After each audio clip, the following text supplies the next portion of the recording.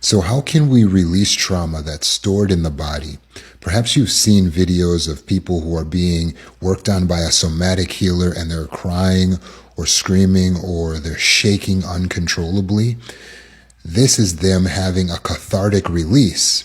And it's billed to them as you're releasing the trauma that's stored in the body. And it can definitely feel like you have trauma stored in your body. If you yourself are a trauma survivor, you may have experienced a sensation in some part of the body, like a tightness or a pain that's associated with the abuse or the trauma that you experienced.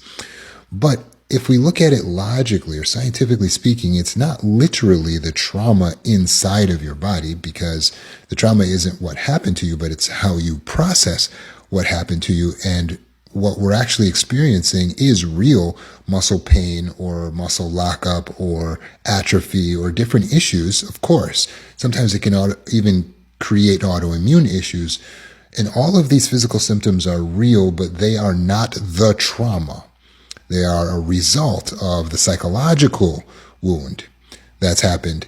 It is the way that we coped by not moving a part of our body that didn't feel safe, or by clenching a muscle in particular in order to feel safe, because we're always anxious all the time. And so by neglecting or overusing a certain part of the body, then that creates an issue with those muscles. And then we have that connection, like, this is the trauma stored inside of the body. Even you could have a part of your body start to hurt or get flared up again when you feel anxious. All of that is real, but it's not literally the trauma stored inside the body. However, it is true that through somatic exercises, you can feel a cathartic release. What you learn here in my healing course and in working with me is how to release trauma, or actually heal it completely from the top down, meaning starting with the mind. Because when you reprocess trauma properly, then you no longer need to clench that muscle, or you no longer need to ignore a muscle group or avoid doing a certain movement. And so you'll immediately experience that release. I've had some of my clients say, suddenly my handwriting cleared up again, my back pain reduced, my headaches went away. And I didn't do any somatic or physical exercises with them. We just worked on the mind. However, there is also somatic things you can do that can create a release and a catharsis as well.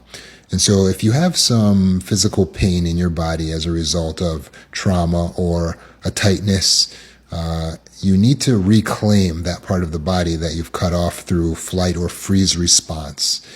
And so what I recommend for you is to take one hand and massage the area in which you're having that pain or the neglect or the tightness as a result of trauma, or even if it just perhaps it could be as a result of trauma. And you want to go contrary against the muscle fibers, not too hard, all the while saying to yourself, you're safe now. This is my body, and no one is going to stop me from caring for it.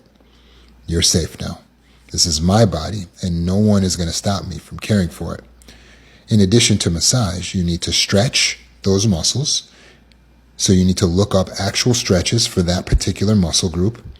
And you need to utilize those muscles through exercise and sometimes weight training. So you actually need to use those muscles. That way we're not neglecting that area anymore.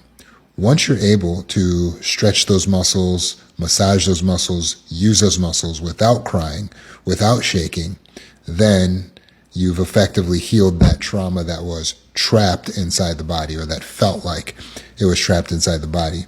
But you still need the mental health approach. So enroll in my healing course to learn how to reprocess the particular trauma that you went through, or do a one-on-one session with myself or someone who's trained by me, because processing it properly will help to make you immune to going back into that state again, and make sure that your body stays in the healed state.